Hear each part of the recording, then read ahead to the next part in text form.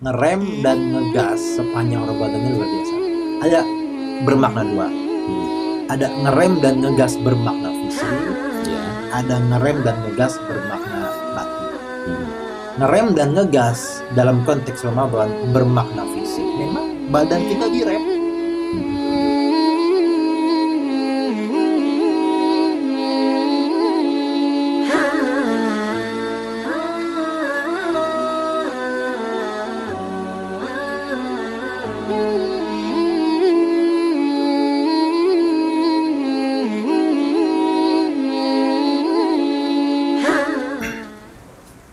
Assalamualaikum warahmatullahi wabarakatuh. Waalaikumsalam warahmatullahi wabarakatuh.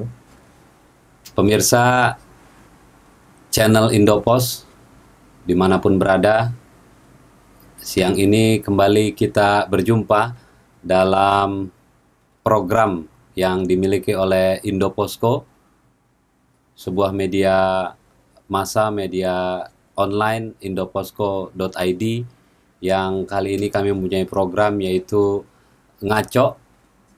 Ngaco itu ngabuburit ala Indoposko, yang juga kita bisa artikan ngaco juga menjadi tema lain, menjadi ngobrol ala Indoposko.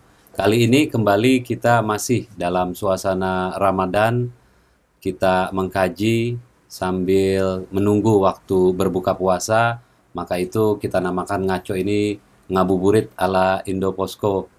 Dan kembali kita kedatangan seorang pengajar, seorang ustadz, dalam hal ini Ustadz Haji Lutfi Nugraha. Assalamualaikum warahmatullahi wabarakatuh, Pak Ustadz. Waalaikumsalam warahmatullahi wabarakatuh. Sehat ya Ustadz ya? Alhamdulillah, alhamdulillah. Senang rasanya nih kita bisa ketemu lagi ya, ketemu Ustadz, bersilaturahim, Ya.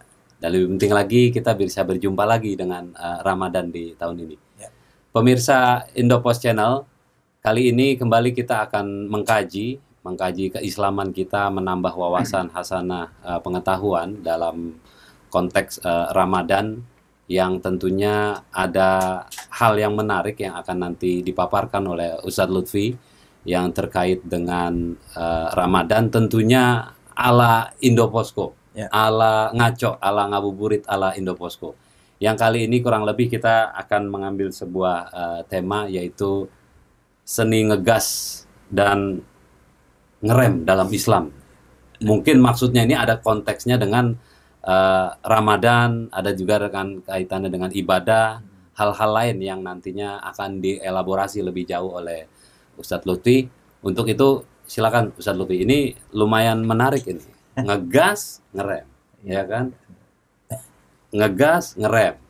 Rem bisa jadi remblong atau bagaimana? Apa ngegasnya kekencangan? Apa ngeremnya tipis-tipis saja? Silakan Ustadz. Bismillahirrahmanirrahim. Alhamdulillah wassalatu wassalamu ala Rasulillah ma ba'd. Sebuah tema yang menarik yang diangkat pada program ngabuburit pada hari ini, seni ngegas dan ngerem dalam Islam. Memang ini kelihatan seperti bertolak belakang sebenarnya. Ya, ya, Seperti ada hitam, ada putih, seperti itu. ya. Tapi sebenarnya ibarat kita naik sebuah kendaraan, ibarat kita naik mobil, tidak akan sempurna kita mengendarai mobil kalau kita tidak ngegas dan kita nggak ngerem. Iya. Ngegas terus tanpa ngerem membahayakan. Kalau kita ngerem terus, nggak ngegas juga nggak jalan-jalan. Jalan-jalan. Kita habis waktu di dalam mobil, Mm-mm. tapi mobil kita tidak menghantarkan kita kemana-mana. Iya. Jadi begitupun dengan hidup sebenarnya. Kadang-kala kita ada waktu-waktu di mana kita ngegas dan waktu-waktu di mana kita ngerem. Tapi pada dasarnya ngegas dan ngerem ini adalah seperti template itu. Seperti template simbolik yang kita bisa tempelkan tergantung kondisi situasi yang kita hadapi ketika itu. Seperti misal, kapan kita harus marah, kapan kita mesti menahan marah. Kalau ngegas itu dianggap marah, lalu seperti apa marah dalam Islam? Iya. Tidak mungkin kita hidup ini nggak pernah marah. Mm-mm. Bahkan selevel Nabi Muhammad pun dalam beberapa riwayat marah. Marah tidak masalah selama ada tuntunan syariat. Yang bahaya tuh kalau marah-marah. Marah-marah. Marah-marah ini Iya. bahaya. Iya, iya. terdengar terlalu emosional kalau marah-marah itu. Tapi kalau marah terdengar seperti respon terhadap sesuatu yang prinsip sebenarnya. Jadi seperti apa marah, seperti apa menahan marah, seperti apa bersyukur, seperti apa bersabar, itu semua dalam Islam sudah lengkap bagaimana tuntunan dari baginda Nabi. Begitupun dengan konteks dengan Ramadan. Ramadan ini bisa dianggap dalam tanda kutip sebagai bulan kita ngerem.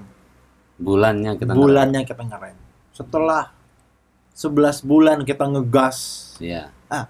Dalam hal makanan, dalam hal minuman, dalam hal aktivitas, dalam hal berbagai macam hal. Di Ramadan kita seperti diajarkan untuk mewarning diri, yuk ngerem dulu. Ngerem dulu. Ada waktu-waktu di mana kita mesti ngerem, lalu kita mulai membuka Al-Quran. Kita ngerem dulu untuk menghabiskan waktu di waktu malam, kita habiskan waktu dengan tarawih. Tidurnya ngerem dulu, bangun.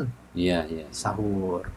Nah, sebenarnya dalam Islam ini ngegas dan ngerem sebagai sebuah template simbolik sudah diarahkan sebenarnya oleh Islam ini. Saya pikir itu untuk awalan kita. Jadi 11 bulan begitu tingginya aktivitas kita, baik dalam hal konsumsi maupun kegiatan dan lain-lain.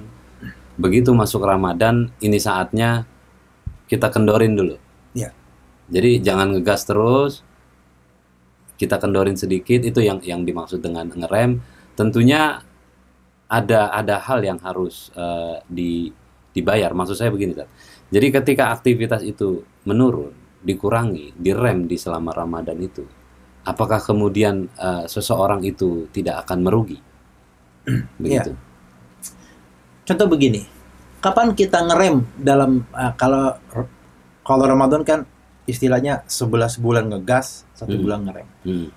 Itu katakan tahunan. Bagaimana dengan harian? Kapan dalam sehari ini, baik saat Ramadan maupun di luar Ramadan, kita ngegas dan kapan kita ngerem? Iya. Sibuk di siang hari kerja, tapi kalau adzan berkumandang, rem dulu. Rem. Nanti kerja lagi habis itu.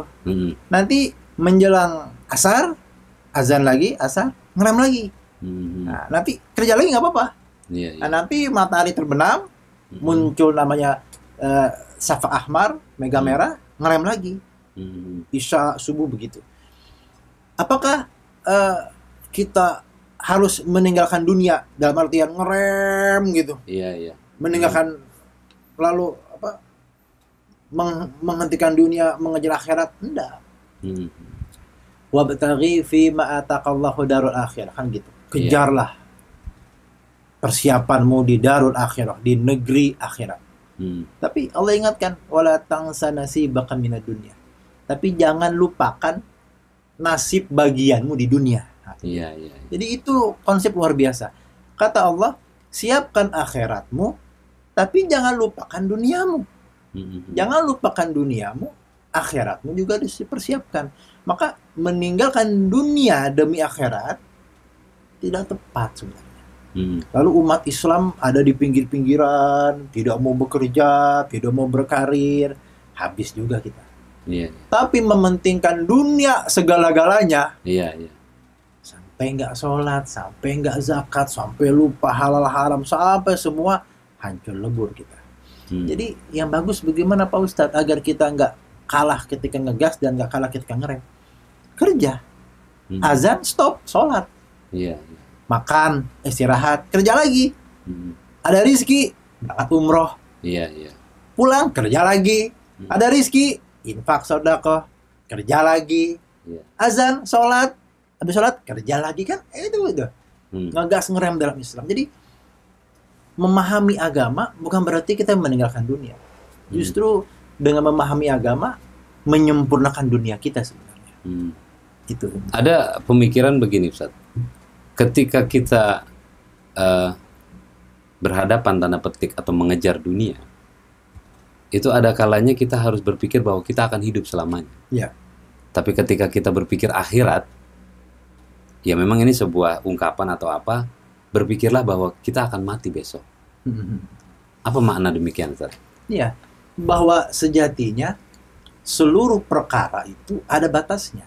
Iya, iya. Ada batasnya. Dunia ini ada batasnya.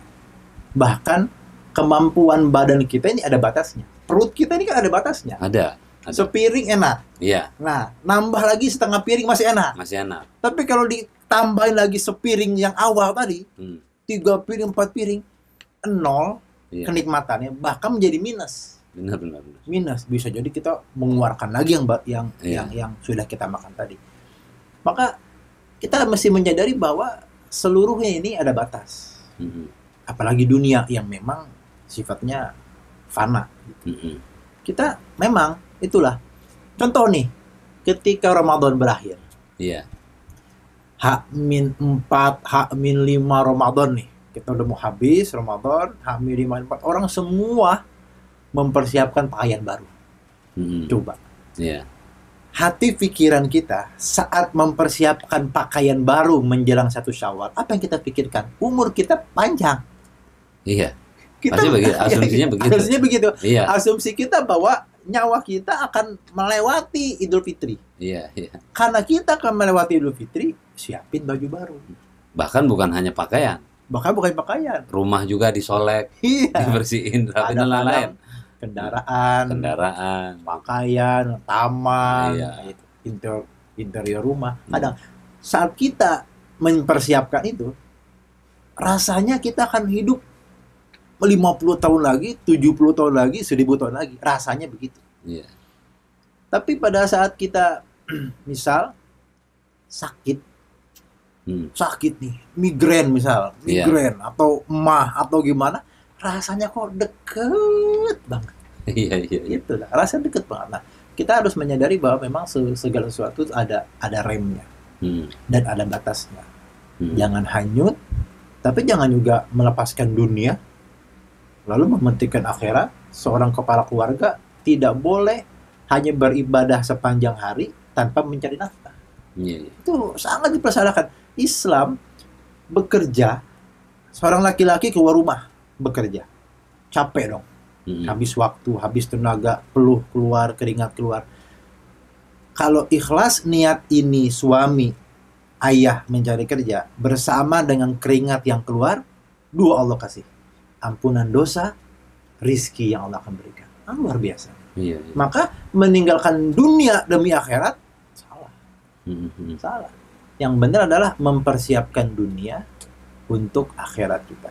Jadi kalau kita pulang dari podcast ini, Hmm. lihat, mohon maaf, ada orang sedang ngetrikin aspal, Iya, iya. lu luar biasa itu pekerjaan. Hmm. 1 jam ngetrikin aspal, galian kabel itu yang panjangnya mungkin bisa 1 meter ke Iya. bawah itu. Hmm. Itu pekerjaan lelah itu. Malam harinya pegel badan mereka semua. Kalau mereka ikhlas kerja ini karena Allah demi menafkahi keluarga, pegel malam harinya, paginya dia bangun, dosanya habis. Hmm. Itu luar biasa. Jadi seorang suami bekerja demi keluarga, istri dan anak-anaknya, Allah hapus dosanya, Allah berikan rezeki. Artinya ada kewajiban yang harus dia kerjakan, tapi kuncinya adalah ikhlas ya, Iya. berarti ketika mengerjakan sesuatu. Makanya kuncinya niat. Awas, hati-hati nih. Iya. Kata para ulama, ada infak bernilai besar, Hmm. nilainya besar, nominalnya besar infak ini, tapi tidak bernilai apa-apa di sisi Allah Hmm. karena salah niat. Iya, Tapi iya. ada infak kecil, Iya. tapi bernilai besar di sisi Allah li husnin niyah, karena bersihnya niat. Iya, iya. Makanya infak dan sedekah tuh besar kecilnya bukan dari nominal ketika dikeluarkan, Hmm. tapi dibandingkan dengan harta si yang berinfak. Hmm. Seorang milioner Iya. berinfak 10 juta, hartanya 500 miliar.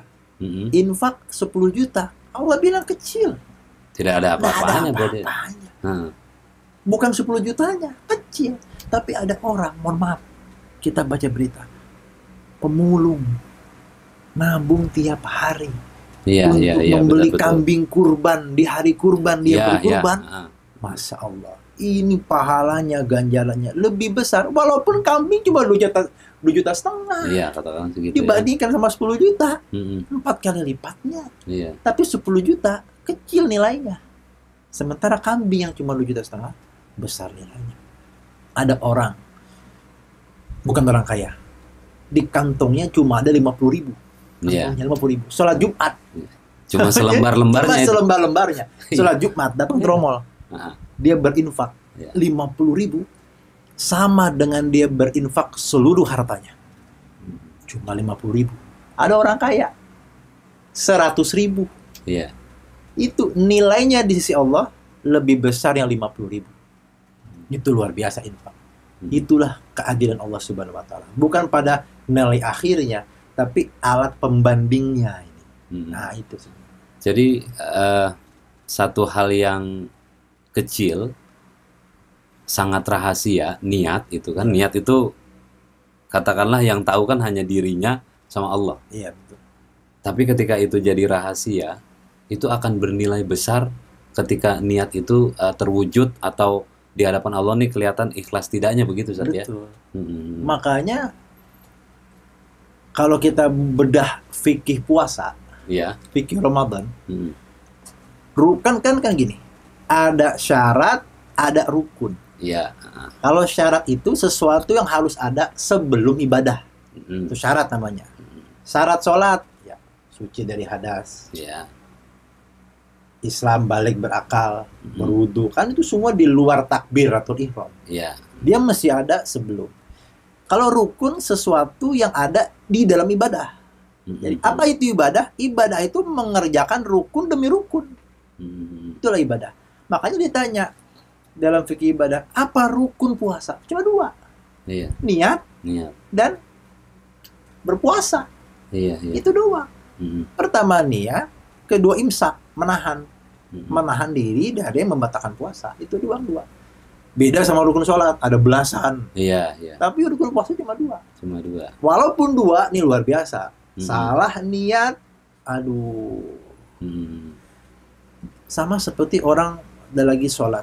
Khusyuk nggak khusyuknya itu. Mm. Ustadz, ini sholat zuhur 4 rakaat. Iya. Kadang hilang, kadang khusyuk. Kadang hilang, kadang khusyuk. Iya, Persis seperti orang berjalan di pematang sawah yang kecil itu. Iya. Iya. Iya. Kadang nyebur. Kalau nyebur naik lagi. Iya. Iya. Jalan lagi. Nyebur lagi, naik lagi. Iya. Yang salah gimana? Nyebur, dia main blok di situ. Kecaprak-kecipik, Iya. hancur sholatnya. Gitu. Makanya dalam 5 menit sholat, mungkin semenitnya menghayal. Tapi kan kita berusaha semaksimal mungkin. Kalau nyeblos kaki, balik lagi. Iya. Iya. Nyeblos, balik lagi. Yang salah, kalau begitu nyeblos, dia main blok di situ. Mm. Akhirnya kemana-mana pikir. Sama seperti puasa. Iya. Iya. Ya Allah, balik lagi. Mm. Ada ini, ya Allah, balik lagi. Itu dia. Iya, apalagi puasa ya. Iya. Sholat kan katakanlah tadi analoginya zuhur 4 rakaat berapa menit lah. Kalau puasa kan belasan jam. Belasannya. Bagaimana tuh dia harus berjalan kan pasti ada jatuhnya, ada segala macamnya ya. Gitu. Mm-mm. Maka ngerem dan ngegas sepanjang Ramadan ini luar biasa. Ada bermakna 2. Mm. Ada ngerem dan ngegas bermakna fisik, Iya. ada ngerem dan ngegas bermakna batin. Mm. Ngerem dan ngegas dalam konteks Ramadan bermakna fisik, memang badan kita direm, Mm-mm. perut kita direm, Mm-mm. tenggorokan kita direm, mata kita direm, hidung kita, telinga kita semua direm. Mm-mm. Ngerem sebulan selama 14 jam, efeknya sehatnya luar biasa. Mm-mm. Itu dia. Ada lagi ngerem bermakna jiwa. Jiwa. Suasana jiwa ketika Ramadan sama di luar Ramadan amat sangat berbeda. Mm-mm. Jiwa ini kenapa jadi lebih tenang gitu. Habis sahur, padahal sama-sama jam 5 subuh. Iya. Iya. Sama-sama jam 5 subuh. Mm-mm. Tapi kenapa jam 5 subuhnya Ramadan jadi lebih enak Iya. dibandingkan dengan jam 5 subuhnya di luar Ramadan. Hati kita menjadi lebih tenang dan nyaman. Lepas dari Ramadan masuk ke Syawal, hati kita jadi gampang memaafkan. Mm-mm. Orang di Syawal lebih mudah memaafkan ketimbang di luar Syawal. Mm-mm. Orang di Ramadan lebih bisa diajak bicara musyawarah ketimbang Mm-mm. di luar Ramadan. Mm-mm. Maka luar biasa. Mm. Antara ngerem dan ngegas sepanjang Ramadan adalah teknik yang semua kita mesti memahami. Ustaz, kalau bahasa anak sekarang nih jangan kasih kendor, Ya, ya kan? Jangan ngasih kendor tuh ngegas aja, ya kan? Nah, kita ini ngegas sama ngerem. Kalau jangan kasih kendor, kesannya orang lagi Ramadan tuh mungkin mau ngejar restoran, mau lebaran dan lain-lain. Walaupun itu sebenarnya tidak baik juga. Tapi ketika dia harus mengerem dari gas yang dia injak harus dia tarik untuk ngerem sedikit. Itu pasti seseorang ketika menjalankannya akan dapat keberkahan dari Allah. ya, itu Hmm. dia. Maka kalau ditanya keberkahan, apa sih keberkahan itu? Hmm. Banyak definisi mengenai keberkahan. Ada definisi yang masyhur, az-ziyadatul khair, bertambahnya kebaikan. Hmm. Dalam sebuah hadis Nabi mengatakan bahwa ada satu buah piring nasi dimakan oleh 2 orang dia cukup, dimakan 3 orang dia cukup, dimakan 4 orang dia cukup. Hmm. Bukan nasinya yang bertambah tiba-tiba seperti orang sulap, bukan. Iya. Tapi ada keberkahan yang melingkupi mereka. Hmm. Tapi ada makna lain dari keberkahan. Kalau kita ngerem dan ngegas dengan cantik, dengan sempurna sehingga kendaraan kita ini bisa jalan dengan baik, akan muncul keberkahan. Keberkahannya itu qalil la yanqus, kafir la yurma. Sedikit nggak kurang. Iya. Lagi dapat dikit nggak kurang. Hmm. Cukup. Cukup. Kafir la yurma. Begitu dapat banyak nggak kebuang, Hmm. nggak mubazir. Kebanyakan orang yang jauh dari keberkahan, cirinya 2. Begitu dapat sedikit, dia menghardik, Iya. marah, mengeluh, Hmm. menyalahkan, Kurang, merasa kurang. kurang. Waduh, ini akhirnya harus cari tambahan. Nggak Iya. dapat tambahan, menghalalkan yang haram. Hmm. Ambil sana, ambil sini. Wah, ini bahaya. Karena merasa kurang. Begitu proyeknya goal, Hmm. dapat banyak, beli ini, beli itu, Hmm. yang semuanya nggak ada faedahnya, nggak ada Iya. manfaatnya. Hmm. 2 ciri ini, ciri-ciri keberkahan yang nggak ada. Hmm. Ciri-ciri keberkahan yang nggak ada. Ciri-ciri keberkahan yang nggak ada. Dapat sedikit cukup. Hmm. Kadang-kadang kan kita namanya kerja, nggak selalu dapat banyak di saat itu. Iya, iya. Tapi begitu Allah berikan memang sebulan itu segitu, setelah ikhtiar kita maksimal, Allah berikan dia segitu. Kalau kita dapatkan keberkahan, cukup. Hmm. Karena yang mahal ini bukan hidup, yang mahal ini gaya hidup. Gaya itu. Gaya hidup. Iya, Kalau buat hidup, cukup. iya, iya. Ditempel sama gaya hidup, Iya. jadi mahal. Ya, artinya kalau kita mengedepankan kebutuhan ketimbang Iya. keinginan, Iya. itu hidup kita cukup aja. Cukup Iya. sebenarnya. Tapi begitu ada lifestyle, Iya, iya. peran media juga nih luar biasa, peran medsos ini Hmm. membentuk karakter orang, sehingga bukan cuma hidup yang dipikirkan, tapi gaya hidup. Awas, Ramadan, Hmm. pelajaran penting, ngeremnya, ngegasnya, jangan sampai pasca Ramadan, 1 Syawal, lifestyle keluar semua. Iya, iya. 1 Syawal ini. Iya. Orang lihat, wih, pakaian ini. Memang boleh pakai pakaian yang bagus di hari raya, nggak masalah. Tapi berlebihan nggak boleh. Berlebihan nggak boleh. Iya. Oh, pakai cincin pas, Iya, pakai iya. gelang keranjang keren Iya. kalung, nggak boleh.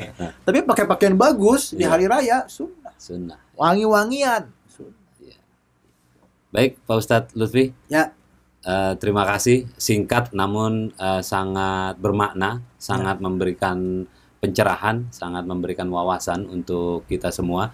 Nanti di lain kesempatan tentunya kita berjumpa lagi Ya. dalam channel Indoposko, program Ya. Ngaco Ngabuburit ala Indoposko. Ya. Mudah-mudahan nanti yang tadi disampaikan Ustadz Haji Lutfi Nugraha memberi manfaat untuk kita semuanya, dan pada akhirnya nanti kepada kaum muslimin dan muslimat, demikianlah kita telah berdiskusi, mengkaji soal bagaimana menata puzzle kehidupan, seni, ngegas dan ngerem dalam Islam yang tadi sudah dipaparkan oleh Ustadz Lutfi. Mudah-mudahan ini bermanfaat untuk kita semua.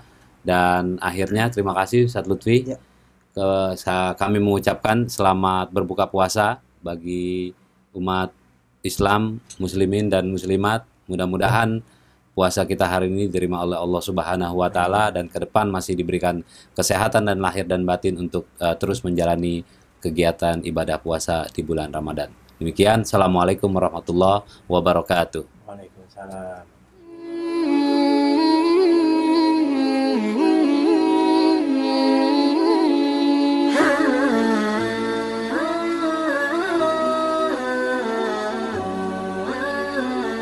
Hmm.